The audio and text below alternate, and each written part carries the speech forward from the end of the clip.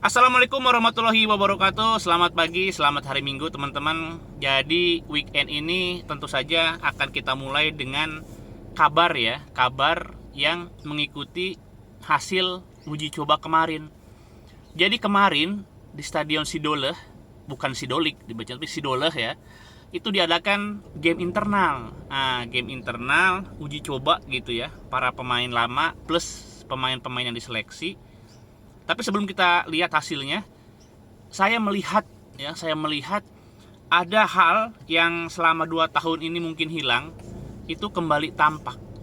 Yaitu momen dimana para bobotoh antri, wah banyak sekali penuh gitu ya. Siap-siap ingin minta foto dengan para pelatih, staf pelatih ya, sama para pemain. Mungkin coronanya sudah nggak ada ya. Ya amin kalau gitu ya. Semoga pandemi segera berlalu, betul-betul berlalu ya, nggak ada kasus-kasus baru lagi. Oke, jadi selain momen yang sangat epic itu ya, tentu saja kita pun harus melihat hasil evaluasi dari game internal kemarin. Nah, ternyata keputusannya atau hasilnya, si pemain Jepang siapa namanya, Ryohei Miyazaki ya, itu harus segera pulang. Jadi si Jepang pulang ya, karena tidak sesuai dengan ekspektasi pelatih. Yang menarik adalah bahwa si pemain Jepang ini memang butut gitu loh. Maksudnya gini loh. Oke, dia mungkin nggak kepake ya, maksudnya dipulangkan. Tapi minimal kan dari awal ya, dari awal kan yang datang ke Persib itu harusnya istimewa, iya nggak? Di atas rata-rata dibandingin para pemain lokal gitu. Nah, walaupun trial terus dia gagal, harusnya ya kelihatan gitu loh bahwa pemain ini bagus. Tapi ini pemain ini kok enggak gitu ya. Nah, akhirnya ya bening ada trial gitu. Kebayang kalau nggak ada trial, tiba-tiba percaya aja sama agen, didatangin langsung direkrut, dikontrak main kayak begitu, gimana gitu ya di Liga 1. Tapi ini sekaligus menjawab juga atau membantah juga ya orang-orang yang mempertanyakan atau mencibir, masa klub sebesar Persib katanya masih ada trial buat pemain, harusnya kan pemainnya jadi siap main dan hasilnya bagus.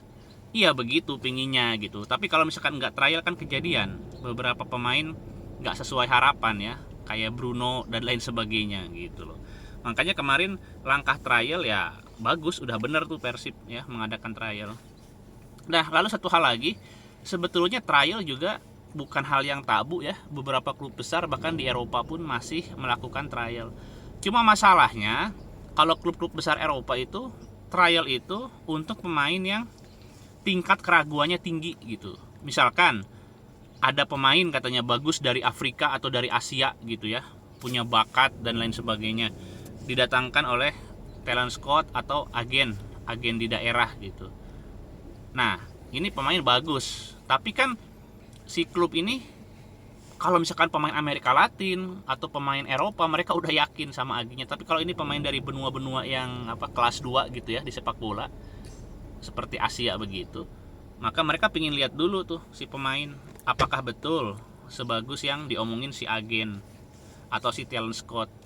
Nah, itu udah bener kalau klub-klub Eropa melakukan trial kepada pemain-pemain muda yang berasal dari benua Asia. Nah, kalau ini Persib maksudnya datengin pemain ya yang diklaim bagus, kok harus trial gitu loh. Ya gitu sebetulnya ya, intinya seperti itu. Tapi terbukti trial itu mencegah untuk membeli kucing dalam karung ya. Jadi ketika pemainnya nggak jelek, nggak sesuai harapan, bisa langsung dipulangkan. Lalu Kang Eko, pemain dari mana berikutnya?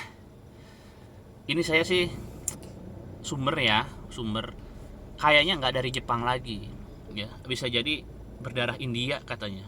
Kenapa saya asumsikan India? Karena ini lagi tren juga pemain-pemain berdarah Asia Selatan cocok juga sama Indonesia. Tapi ingat ya, pemain berdarah India bukan berarti paspornya India, karena pemain dari Malaysia, Singapura itu juga banyak yang berdarah India, tapi paspornya ya tetap Asia, cuma bukan India. Kita lihat gitu ya. Atau bisa jadi mungkin ya kuota Asia ini juga nggak dioptimalin, nggak apa-apa. Tapi kalau saya sih masih berharap Jepang ya, karena rumor yang kemarin tuh sumber saya itu juga masih belum valid gitu. Itu dia teman-teman, jadi judul video ini Jepang pulang ya. Nah, sebetulnya nih, ini yang paling penting ya. Akhirnya kabar tentang pemain Jepang Ryohei Miyazaki dipulangkan itu sudah fix, sudah valid ya. Padahal kalau misalkan kalau dia jadi main untuk Persib, dia stay di Bandung, saya udah minta dia untuk menginstal aplikasi Grab. Kenapa? Karena ini kan pemain Jepang ya, dia pemain Jepang, tentunya yang namanya pemain dari negara lain ke Indonesia butuh adaptasi ya, makan. Nah, selama adaptasi itu ada transisi, jadi nggak bisa serta-merta langsung berpindah ke makanan Indonesia. Makanya dia perlu install aplikasi Grab, karena banyak menu makanan Jepang yang ada di Bandung ya. Apalagi kalau misalkan dia menggunakan kode ini nih, Maung Grab ya.